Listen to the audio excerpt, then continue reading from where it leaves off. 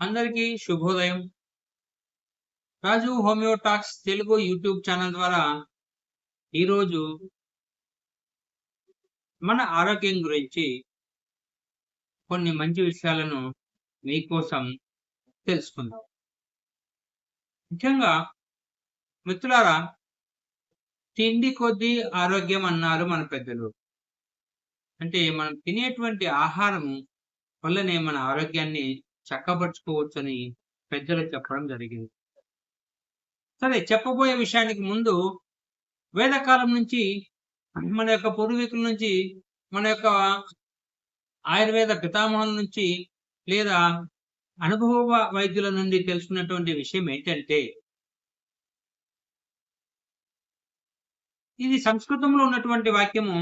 ఏకభుక్త మహాయోగి, ద్విభుక్త మహాభోగి, త్రిభుక్త మహారోగి అన్నారు.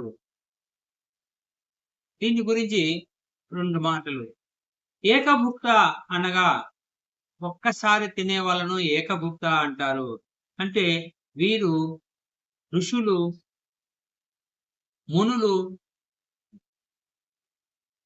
సన్యాసులు ఇలాంటి వారందరూ కూడా ఏకభుక్త అంటే రోజులో ఒక్కసారి మాత్రమే తిని వాళ్ళు ఎంతో చక్కటి ఆరోగ్యాన్ని పెంపొందించుకుంటూ ఎక్కువ సంవత్సరాలు జీవించడానికి ఇది ఒక గొప్ప అవకాశము.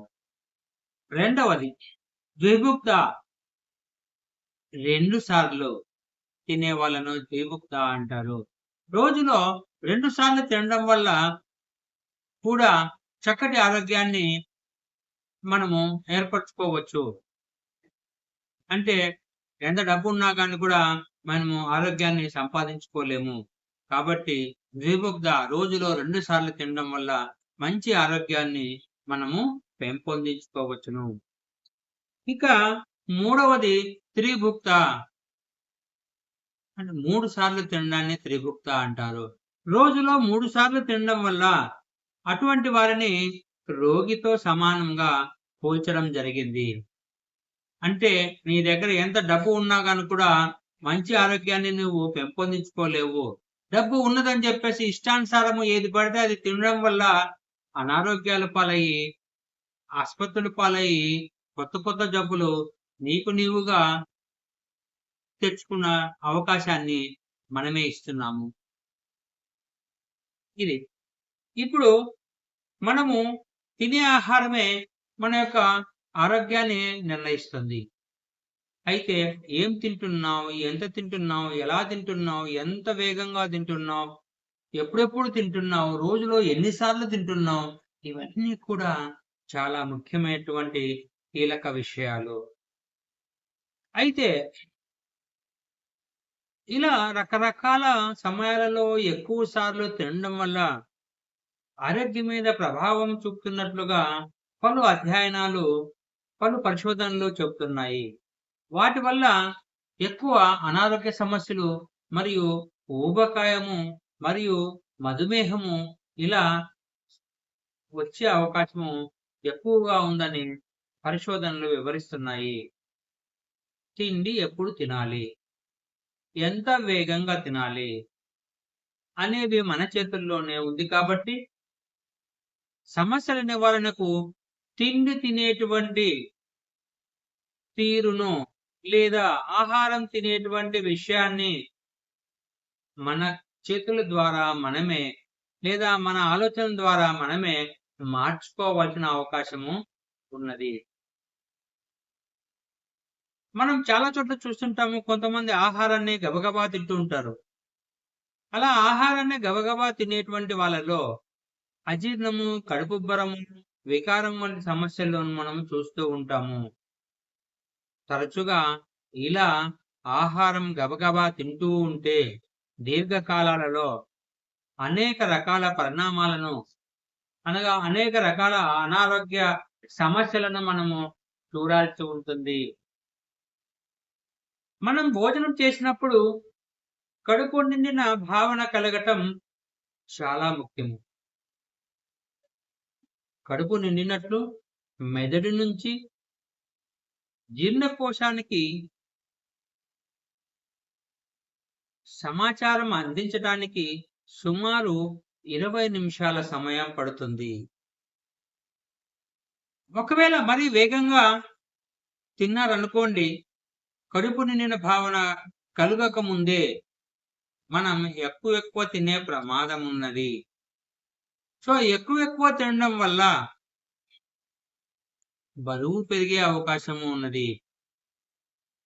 సో ఇలా బరువు పెరగడం వల్ల మనకు అనేక రకాల దీర్ఘకాలంలో జీర్ణకోశ సమస్యలు రావచ్చును అని అర్థము.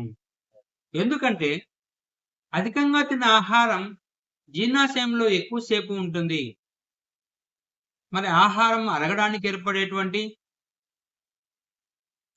ఆమ్లాలు అంటే జీర్ణరసాలు ఎక్కువసేపు జీర్ణాశయం యొక్క లోపలి పొరలు పై ఈ యొక్క ఆమ్లాల యొక్క ప్రభావము ఉంటుంది.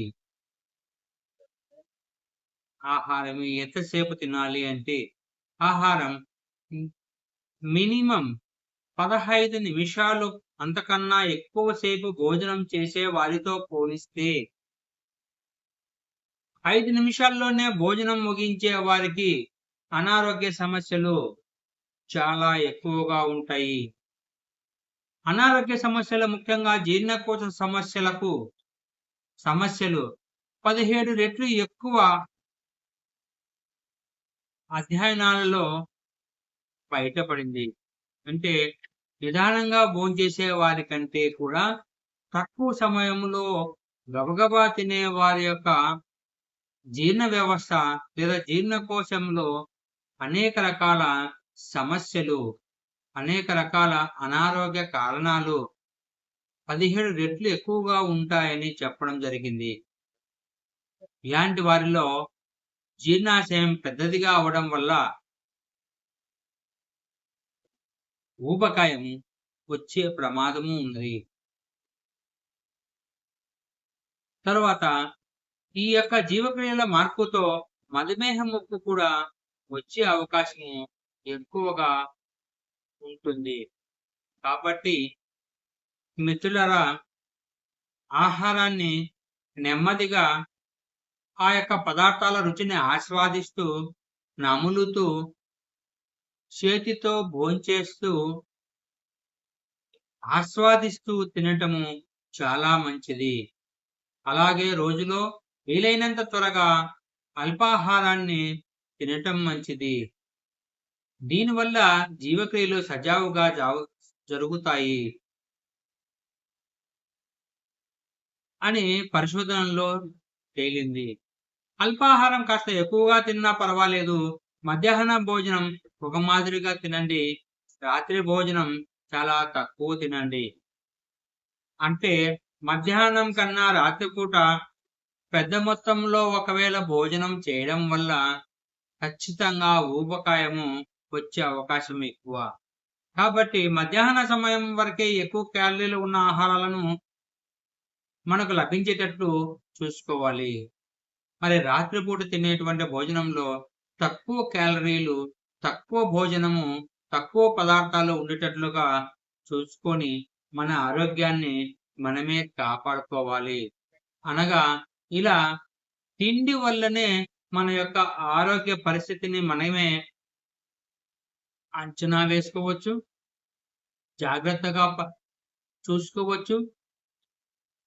మంచి ఆరోగ్యాన్ని పెంపొందించుకోవడంలో మంచి ఆహారం తింటూ మన యొక్క జీవన శైలిలో చాలా మార్పులు చేసుకొని